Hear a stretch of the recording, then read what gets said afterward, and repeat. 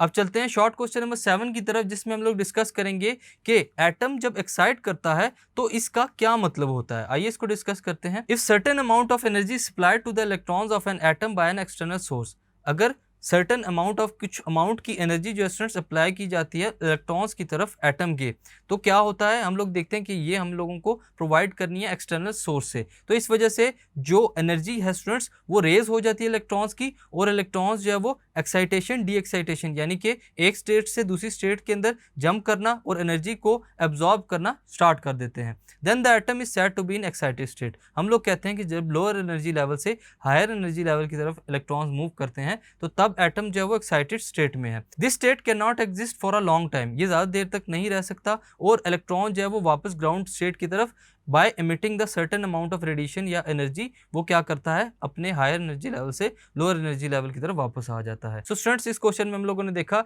कि excitation of atom क्या है। Thank you.